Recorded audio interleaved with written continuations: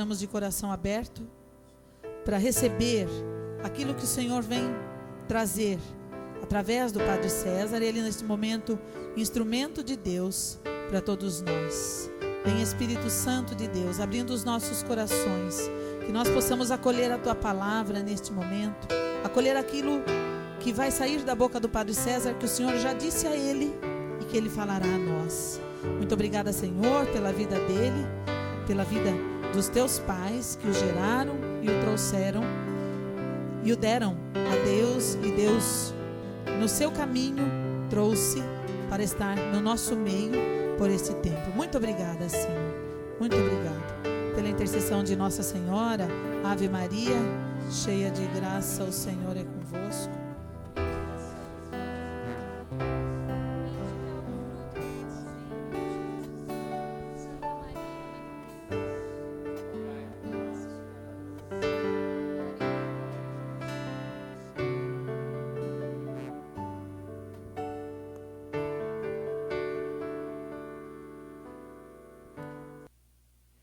Tudo bom com vocês, gente?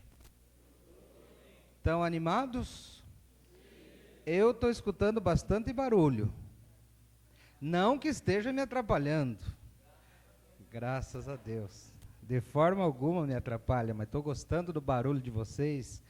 Barulho de gente jovem, animada. Isso é muito bom. Porque carnaval a gente escuta barulho em todo canto, de todo jeito. E é normal, é natural a gente escutar isso, né? Mas é muito gostoso a gente ver juventude reunida, animada, perseverante, com fé, com esperança, com vontade sempre de conversão.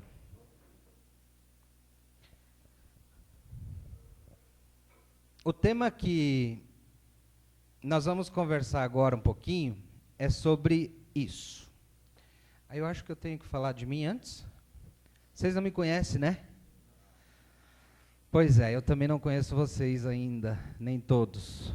Eu sou César, sou padre salvatoriano, estou morando aqui em Conchas há 2 semanas, somente, mas vou continuar morando aqui até quando Deus quiser e o superior deixar. Então, faço parte do grupo dos salvatorianos aí, vou ajudar aqui na paróquia e ajudar a coordenar essa casa de encontros aqui também. E aí fui convidado a refletir com vocês essa tarde sobre esse assunto, que é bastante complicado, não sei, mas é bastante extenso, que talvez demore a vida inteira para a gente entender, ou passe a vida inteira sem entender plenamente, que é a fé. A gente nunca vai entender na sua totalidade o que ela significa, porque é um mistério. E também conversão, porque são 2 situações, são 2 coisas, são 2 mistérios, 2 realidades que estão intimamente ligados. Fé e conversão, um depende do outro, um sem o outro não existe.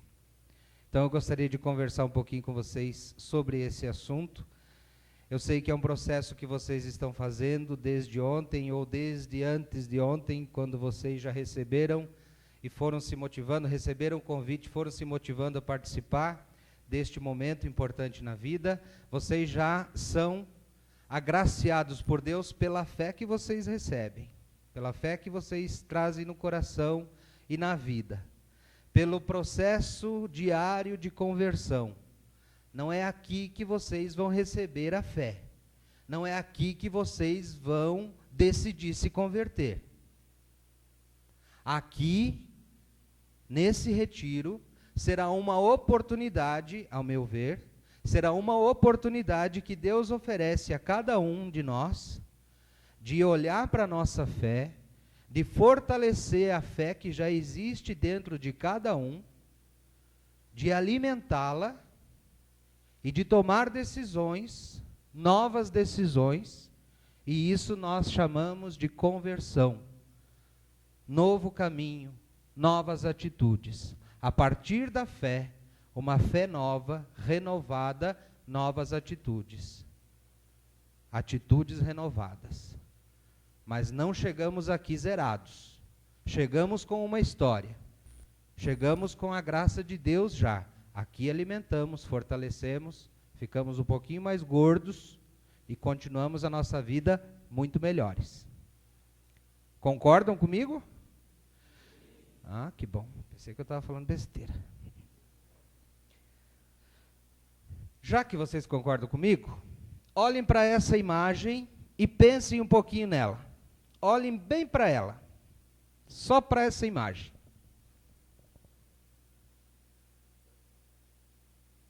Todo mundo está enxergando?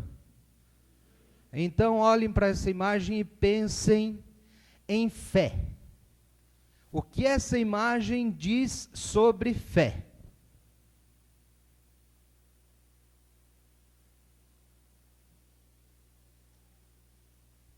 Gente, é uma foto tão bonita, foi eu que tirei. Vocês não acharam nada sobre ela? Eu estava brincando, não foi eu que tirei a foto. Tiraram a foto de mim quando eu era pequenininho. Bonitinho, né? Eu vou dizer para vocês só o que eu vejo nessa foto e depois eu continuo falando sobre o meu tema, do que eu tenho ali. Eu olho para essa foto e eu vejo 3 pessoas. Vocês também, né? Lógico. Mas essas 3 pessoas, elas estão de costas, elas estão andando para lá. Todas elas estão com as mãos para trás. Elas estão caminhando as 3. Este menino está indo atrás dos 2 homens. Ele está seguindo esses 2.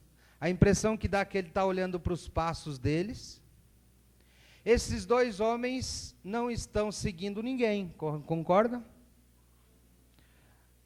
Os 2 homens, por serem homens, já são adultos e aqui atrás é uma criança.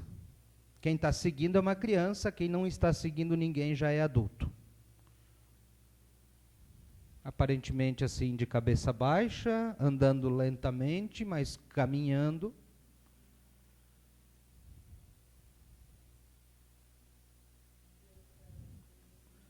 Lado a lado. Os adultos estão lado a lado. Quem está seguindo está sozinho.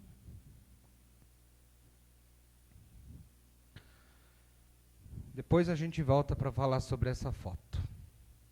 Na carta de São Paulo aos Hebreus, no capítulo 11, tem algumas frases que o apóstolo Paulo descreve fé. Ele fala sobre a fé. Então, antes de eu falar sobre fé, eu preferi pegar o que o apóstolo Paulo falou sobre a fé. Muito importante o que ele diz sobre a fé, lá na carta aos Hebreus, e ele estava escrevendo isso para o povo hebreu, ele estava argumentando para esse povo, defendendo o cristianismo, defendendo o segmento da religião cristã. Por isso que ele vai falar da fé.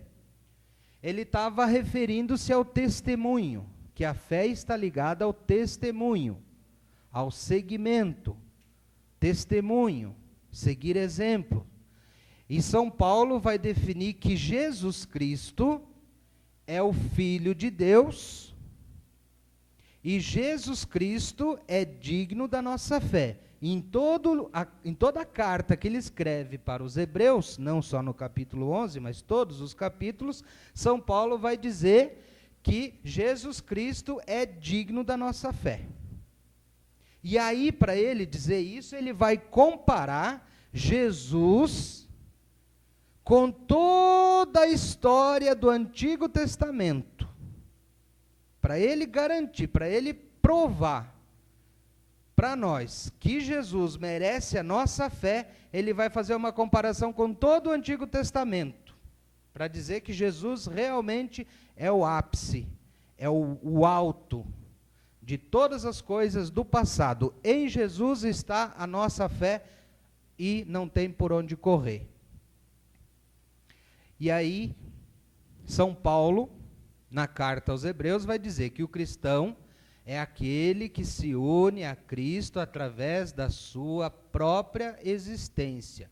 E não deve separar o culto, a liturgia, as celebrações, os sacramentos, as orações, do restante da vida. Não podemos ser uma coisa na igreja, no momento de rezar, e ser outra coisa na balada, na festa. Não podemos ser diferentes. É uma unidade. Que através de Cristo, o cristão oferece continuamente a Deus um sacrifício de louvor. Continuamente. Inclui toda a sua vida, e particularmente o seu serviço aos outros e a sua caridade. E São Paulo vai dizer também que precisa manter-se integrado na comunidade. A fé é vivida em comunidade. Pode-se até se aprender ou se viver uma fé sozinho, individualmente. Mas a fé cristã só tem sentido vivida em comunidade. Quem diz que reza sozinho e tem fé em Cristo, tem alguma coisa errada. Porque rezar sozinho e dizer que é cristão, não tem sentido. Rezar sozinho, pode sim, porém, rezar sozinho e em comunidade também. Integrado na comunidade cristã, de escutar a palavra, de se manter em comunhão com os responsáveis, pois não pode chegar a Deus sem estar unido a Cristo e aos irmãos. Essa é a tese de São Paulo. Só se atinge a salvação, só se chega a Deus unido a Cristo, junto com os outros, junto com os irmãos. E aí, no capítulo 11, São Paulo vai dizendo assim, o que é fé? Ele vai explicar para nós o que é fé. Então, eu estou usando as palavras de São Paulo para explicar para vocês um pouquinho o que é a fé. A fé é garantia das coisas que se esperam. Tentem entender, porque eu também tento entender todo dia isso. A fé é garantia das coisas que se esperam e certeza daquelas que não se veem. Entenderam? A gente ter certeza daquilo que não se vê. A gente ter a garantia daquilo que ainda se espera, daquilo que ainda não chegou, daquilo que ainda não aconteceu. Isso é fé. Foi por ela que os antigos, lembra que eu falei? Os antigos, o Antigo Testamento, foram aprovados. Por causa dessa espera, por causa dessa garantia, por causa dessa certeza, que os antigos foram aprovados. E aí ele vai dando exemplos. Depois nós vamos ver os exemplos ali, quando ele vai falar de Abel. Pela fé, nós sabemos que o mundo foi organizado pela palavra de Deus, de modo que o que se vê provém de coisas que não se vê. Somente pela fé. Por aquilo que a gente não consegue ver, não consegue provar, não consegue encostar, não consegue tocar, mas a gente acredita. É o menininho que está indo atrás de alguém que está dizendo para ele. Alguém está indicando um caminho, ele está indo atrás, alguém está dizendo para ele, ó, vamos andar por aqui, ele está indo. Vai chegar um momento em que ele vai andar indicando o caminho para os outros. Ele não está vendo, ele não sabe para onde ir, mas ele está indo. Ele não sabe o caminho. Ele tem esperança de que estão levando ele para um lugar bom. Isso é fé. Isso é esperar. Isso é ter esperança. E aí, os exemplos que São Paulo fala. Pela fé, Abel, conhece a história de Abel? Caim e Abel? Abel matou Caim? Foi Abel que matou Caim? Com um tiro na cabeça? Não? Como é que foi? Com o quê? Com a pedrada? Hã? Como é que foi a briga? Vocês lembram? Não? Quem matou quem? Como? Não foi com o revólver? Então depois vocês vão ler para saber como é que é. Pela fé, Abel ofereceu a Deus um sacrifício maior. Foi por isso que aconteceu a morte, por isso que deu briga, por causa do ciúme. Maior que o de Caim. Por causa com base nela, ele foi declarado justo, porque Deus aceitou os seus dons, e por meio dela, fala ainda depois da morte. Por causa da fé,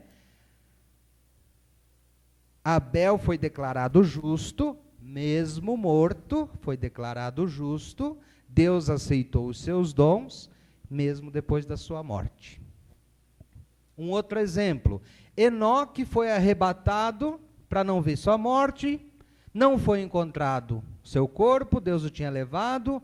Antes de ser levado, ele teve o testemunho de que tinha agradado a Deus. Sem a fé é impossível agradar a Deus, então ele tinha fé, tinha esperança, confiou, por isso ele agradou a Deus. Quem se aproxima de Deus tem de acreditar que ele existe, e a recompensa daqueles que o procuram. Esse é um outro exemplo que São Paulo está dando de fé. Outro exemplo de fé que São Paulo dá, Noé. Conhece a história de Noé? Essa é mais velha que andar para trás, né? Conhece ou não conhece? A história dos bichinhos que andam pulando, entrando na arca, né? Conhece aquela musiquinha? Vai cantar a musiquinha da arca, não? Não, vocês não gostam daquela musiquinha? De 2 em 2, como é que é?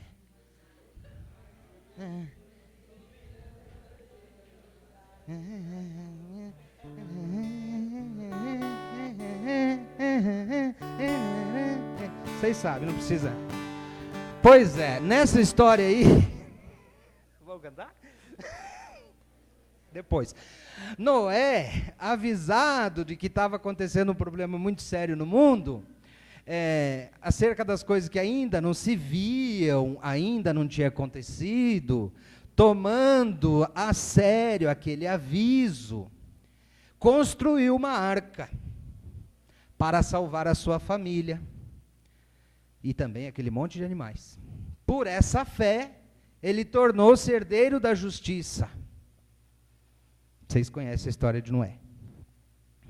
Um outro exemplo que São Paulo dá sobre fé, ele fala de Abraão. Abraão, ao ser chamado, obedeceu e partiu para um lugar que havia de receber como herança. Abraão é considerado, para nós, o pai da fé. Ele foi convidado por Deus para deixar sua terra e para ir para um outro lugar que ele não conhecia. E ele foi. É o pai da fé. Ele confiou cegamente.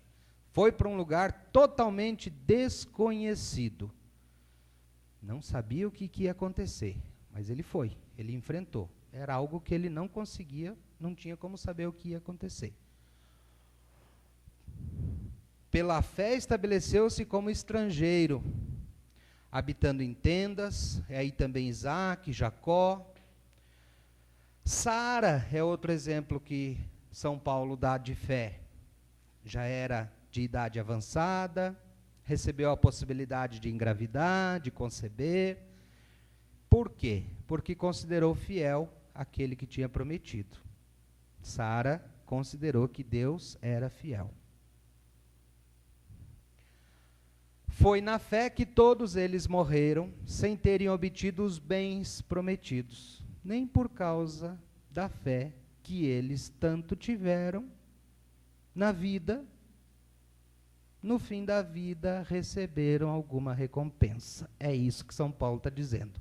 Não adianta a gente, por ter fé, achar que vai ter recompensa. Nós não precisamos ter fé por causa daquilo que poderemos ou achamos que vamos receber um dia de Deus.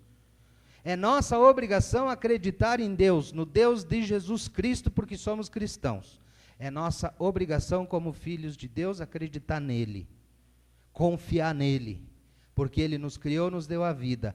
Vamos confiar nele. Isso é ter fé. Não porque um dia ele vai nos dar vida eterna. Isso é uma relação de troca. Não é fé ter relação de troca, fazer barganha com Deus. Nem nas nossas orações. Nem essa coisa de promessa, de ficar prometendo. Ah, meu Deus, me faça passar no vestibular que eu rezo 300 Ave Maria sem parar. Isso aí é fazer joguinho com Deus. É tua obrigação rezar. Se seja 30 ou 300, é obrigação. Você reza por quê? Porque você confia, porque você tem fé. Não porque Deus vai te ajudar. Porque você tem fé em Deus. Você sabe que vale a pena confiar em Deus. Você sabe que com Deus você pode passar no vestibular. Não fazendo barganha, troca. Complicado. Eles morreram todos, mesmo tendo fé, morreram sem terem obtido os bens prometidos. Mas somente viram de longe a terra prometida, confessando que eram estrangeiros e peregrinos naquela terra. Se eles tivessem pensado naquela terra que eles tinham deixado para trás, que eles teriam tido oportunidade de voltar. Mas agora eles tinham algo melhor para olhar, porque eles confiaram, eles acreditaram que eles poderiam ir para frente, que eles poderiam ir para aquela terra melhor, que era a pátria celeste, que é olhar para frente. Então, está dizendo Paulo, Deus não se envergonha de chamá-los. Deus não se envergonha de tirá-los daquela situação, de dar uma nova oportunidade, de colocar fé na vida deles. Deus preparou para eles uma cidade, um lugar novo. Pela fé, Abraão, quando foi posto à prova, lembra a história de Abraão que queria sacrificar o filho dele? Sim, lembramos. Pela fé, Abraão, quando foi posto à prova e ofereceu Isaque, que era filho dele, estava preparado para oferecer o seu único filho. É uma prova de fé de Abraão. Depois, mais tarde, o próprio Isaque, pela fé, abençoou Jacó e Esaú, também pensando nas coisas futuras que ia acontecer. E depois, Jacó, estando para morrer, abençoou também os filhos de José, E José, mais tarde, no fim da vida, Tudo isso por quê? Por causa da fé. Moisés, acabado de nascer, se lembra a história de Moisés? Hã? Todo mundo lembra tudo.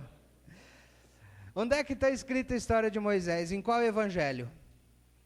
Lucas, João, Marcos ou Mateus? A história de Moisés está escrita em qual evangelho? Qual dos 4 evangelhos está escrita a história de Moisés? Rapidinho. Nenhum. Em qual livro está escrita a história de Moisés? Vamos, gente! É no livro do Êxodo, está contando a história que José, quando nasceu, colocaram ele, queriam matar todos os meninos, e daí colocaram ele num cestinho para ele não ser morto, e ele estava lá num cestinho no rio, e daí a filha do faraó estava tomando banho, e pegou aquele menino lá e escondeu, para o pai não ver, e cuidou dele um bom tempo, aquela coisa toda. Depois ele cresceu, e brigou, e matou não sei quantos soldados lá, aquela história toda, sabe? A história é muito bonita. Mas o que ele está falando aqui de Moisés?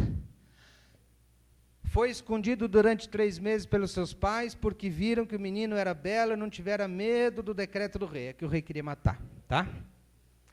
Moisés, já crescido, recusou ser chamado filho da filha do faraó, preferindo ser maltratado com o povo de Deus, desfrutar por breve tempo o gozo do pecado. Depois ele deixou o Egito sem temer a ira do rei, mantendo-se firme, celebrou a Páscoa, fez a aspersão do sangue. Depois eles atravessaram o Mar Vermelho. Vocês conhecem a história do Mar Vermelho? Sim? Em qual evangelho está escrita a história do Mar Vermelho? Hã? Vocês não sabem qual é o evangelho? Não? Vocês precisam ler mais a Bíblia, gente. Não está nos evangelhos ainda, é antes de Jesus nascer. Pela fé eles atravessaram o Mar Vermelho como se fosse terra seca, O que mais que tem lá? Pela fé eles caíram as muralhas de Jericó. Pela fé a prostituta, São Paulo está dando exemplos de. E aí ele continua mais coisas. Eu não trouxe tudo aqui porque vocês têm Bíblia em casa, né?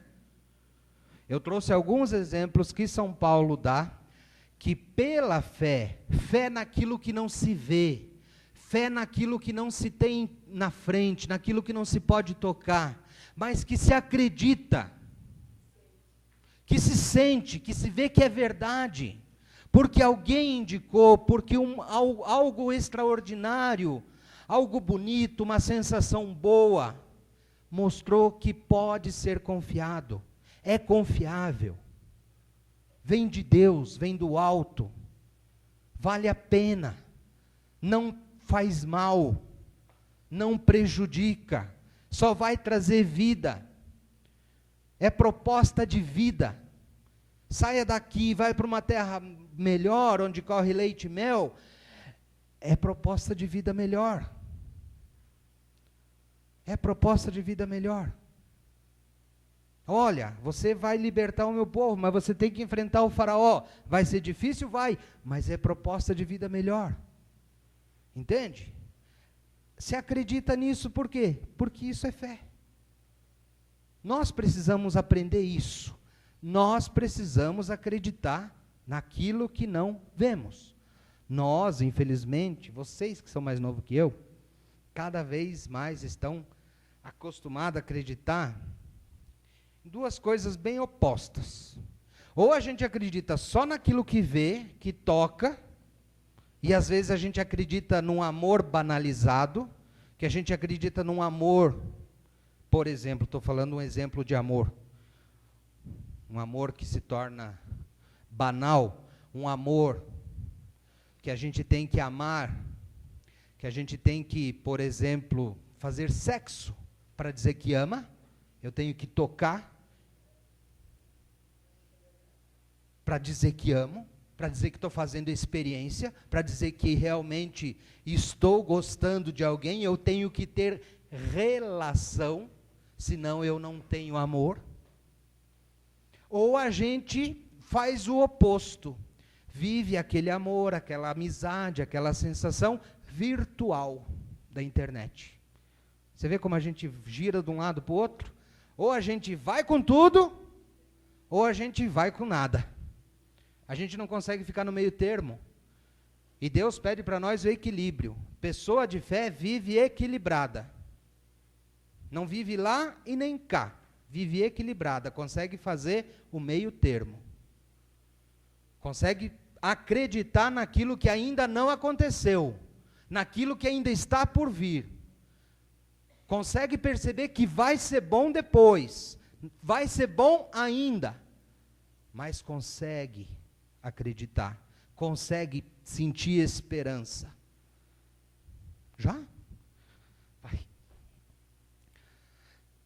Por fim, São Paulo diz assim: nós, circuncidados como estamos de tal nuvem de testemunhas, deixando de lado todo impedimento e todo pecado, corramos com perseverança a prova que nos é proposta, tendo os olhos postos em Jesus, autor e consumador da... Bem alto. Ele, renunciando à alegria que lhe fora proposta, sofreu a cruz, vocês estavam cantando a cruz, rezando, papapá. A nossa fé, depois de todos os exemplos, de todo o antepassado, a nossa fé repousa em Jesus. A nossa fé está em Jesus.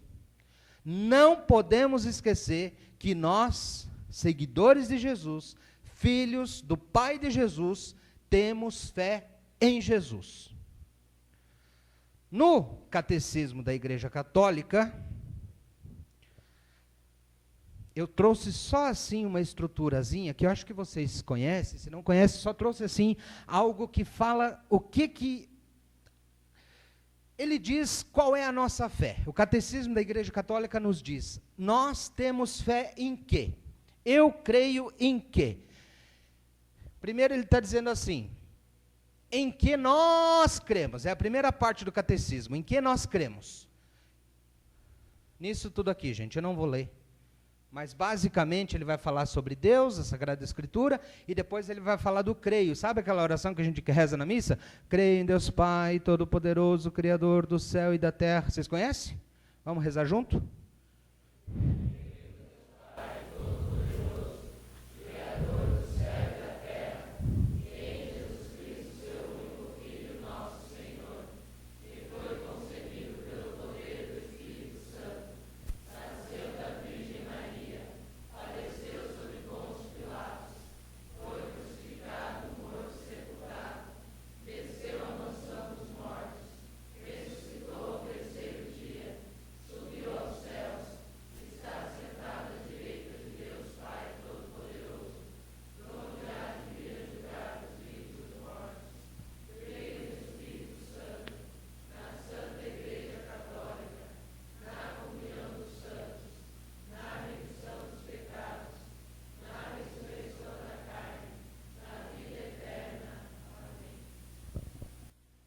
Essa oração que a gente reza na missa, todo domingo na missa, todo dia que vai na missa, menos dia de semana, às vezes não tem, é a nossa profissão de fé. Nós dizemos em que nós acreditamos. Ali está a nossa fé. O Catecismo da Igreja Católica também nos diz como que nós devemos celebrar a nossa fé. Primeiro ele nos diz em que nós cremos. Nós cremos nisso que nós rezamos. Como que nós celebramos? Nós celebramos com a liturgia, o mistério pascal. Aí depois vai explicando, o catecismo vai explicando como é que se celebra, quem celebra, diversidade litúrgica. Depois ele vai falar como vivemos a nossa fé, Depois ele vai falar dos mandamentos, amar a Deus e amar ao próximo. Depois ele vai falar sobre a oração da vida cristã, as outras orações, o Pai Nosso e tudo mais. Certo? Volta.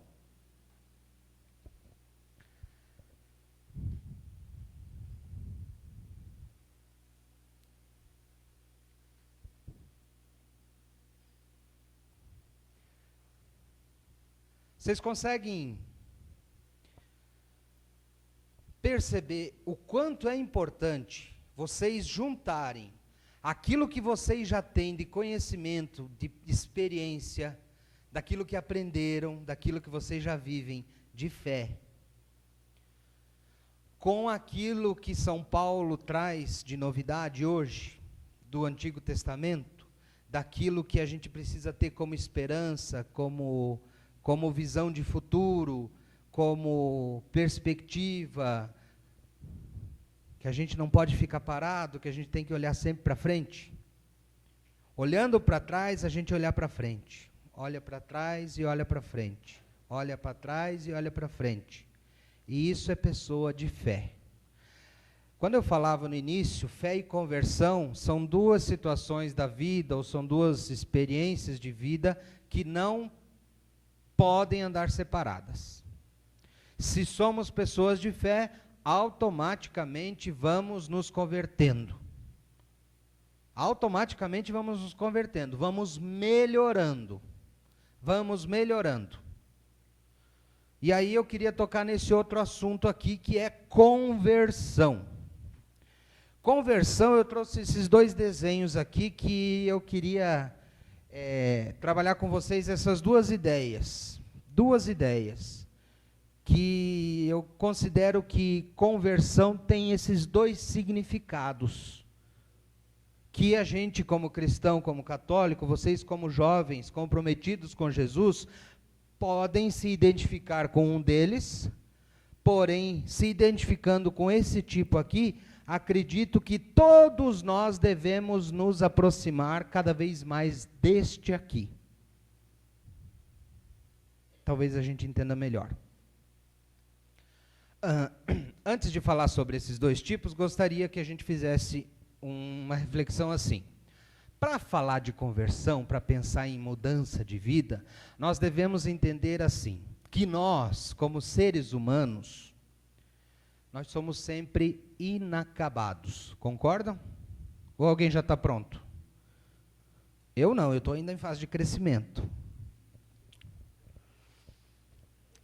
Interior e exterior. Por que que a gente está sempre inacabado? Por quê? Porque existe uma defasagem, uma diferença entre o desejo e a... O que está escrito ali? O desejo e a realidade. Nunca bate aquilo que a gente deseja e aquilo que acontece. Nunca bate. Concordam comigo? A gente nunca está contente. Ou tem alguém aqui que está plenamente contente, que já conseguiu tudo o que deseja? Levanta a mão.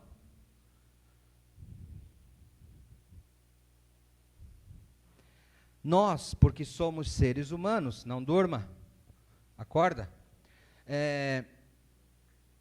estamos sempre inacabados. Por isso essa possibilidade sempre de melhorar, sempre de crescer, sempre de mudar. Nós vivemos em atitude permanente de busca. Por quê? Porque se a nossa realidade não deu ainda de atingirmos todos os nossos desejos, nós vamos continuar buscando atingi-los. Concordam comigo ou não? Sim, bem forte. Sim. É para aquele que está dormindo acordar. O crescimento na nossa humanidade, porque conversão fala muito de humanidade também, o crescimento em humanidade vai acontecendo gradualmente, não é uma coisa que acontece de uma hora para outra. Eu vim para o encontro e voltei convertido. Tem que ter muito cuidado com isso.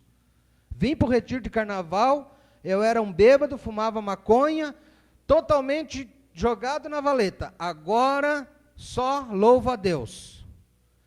É muito importante que isso aconteça, mas é preciso ter muito cuidado. Um processo de mudança, ele é gradual, porque nós somos humanos. Nós somos humanos. Precisa acontecer um processo interior também, não só exterior. O crescimento, a conversão, a mudança, ela é resultado das experiências. Experiências que ora dá certo, ora não dá. Ora eu namoro com a menina, ora termino o namoro. Ora eu arrumo um emprego, daqui a pouco o chefe me manda embora. Quer dizer, é uma experiência, depois eu faço outra.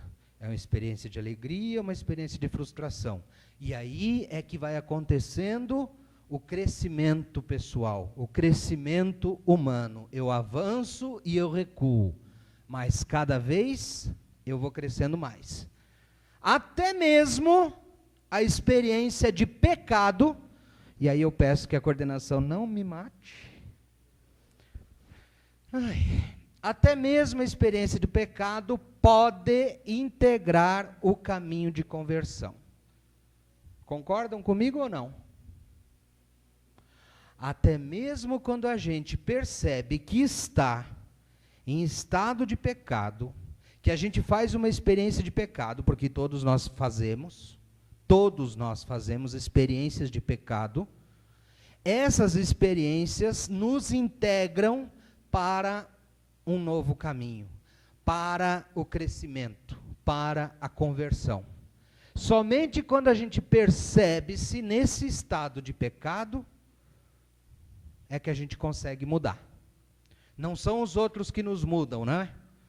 Não adianta o outro querer por mim, é eu que preciso querer. Eu só mudo quando eu me toco, quando eu me enxergo, quando eu percebo a minha situação.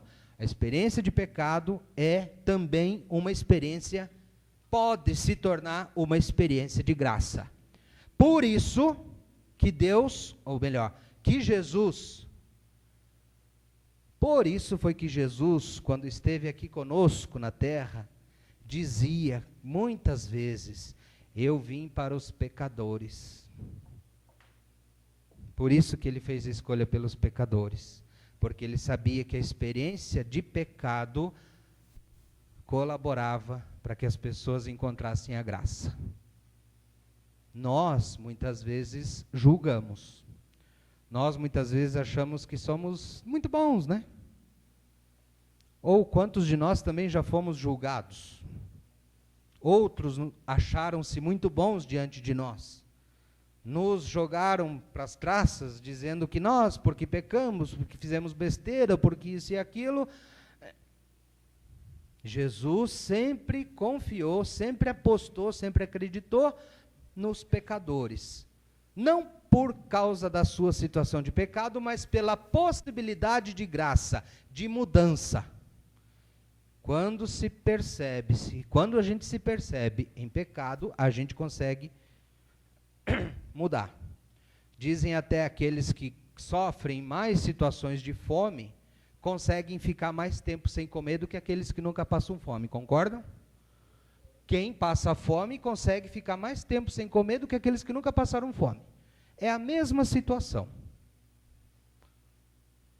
Manda lá. Conversão, nesse desenho aqui, ó, do verbo convergir, nos lembra uma convergência, uma concentração, num único ponto que assegure densidade e unidade ao todo. Nesse sentido, entenderam? Entenderam essa teoria, meus alunos? Anotaram tudo? Vocês estão muito mocorongo hoje. Entenderam ou não entenderam? Convergência é uma concentração, um único ponto, unidade. Uma pessoa convertida é aquela que tem uma unidade em sua forma de agir, em sua forma de ser, em sua organização de vida. Pode-se reconhecer sentido em tudo que ela é, diz e faz. Uma pessoa convertida conduz a sua vida para um ponto. Os aspectos da sua vida são direcionados para um ponto. Tudo que ela faz, tudo que ela diz, tudo que ela é, tem um sentido. E nós percebemos o sentido. Conhecem pessoas assim? Conhecem pessoas assim? Conhecem pessoas convertidas, pessoas que têm unidade naquilo que fazem, coerência? Não? Sim ou não? Então tá bom, manda lá. Outro tipo de conversão é assim, em momentos de crise, em situações que às vezes estamos num caminho que percebemos que não é muito bom, que não é muito correto, em que a crise bate na nossa cabeça, nós percebemos que estamos desperdiçando e banalizando a nossa vida, num ato de coragem, de entrega, de repente, num retiro de carnaval, num momento de oração, nós damos um salto de qualidade e conseguimos nos aproximar o mais possível da verdade da nossa própria vida. E nós mudamos de direção. Esse é um outro sentido de conversão. Nós estamos indo por aqui, opa, por aqui eu vou morrer, vou bater, vou me quebrar, então eu vou mudar. Mudo totalmente. Esse é também muito importante, que muita gente passa por isso. Muitas situações da vida nos fazem voltar atrás. Ele é muito importante, essa conversão é muito significativa. Talvez todos nós passemos um dia por aí. Porém, não digo que seja o outro melhor, mas talvez o outro nos faça sermos mais unidade. O outro tipo de conversão faz a gente tem que passar por esse tipo aí, mas a gente tem que viver o outro. A gente tem que ser um só. todos os sentidos, as características da nossa vida tem que ter um sentido só. Os outros têm que nos sentir coerentes. Tem mais alguma coisa? O contrário da conversão é a dispersão. Conhece gente dispersa? Que fala tudo, faz tudo, pinta tudo, corre para todo canto, não diz nada, ninguém compreende nada, ninguém sabe o que ela quer dizer, ninguém dá bola para ela. É um doido da vida. Gente dispersa, que não tem crédito, não sabe o que está acontecendo. Jesus convergiu a sua vida em um único tema. Qual foi? Buscar o reino.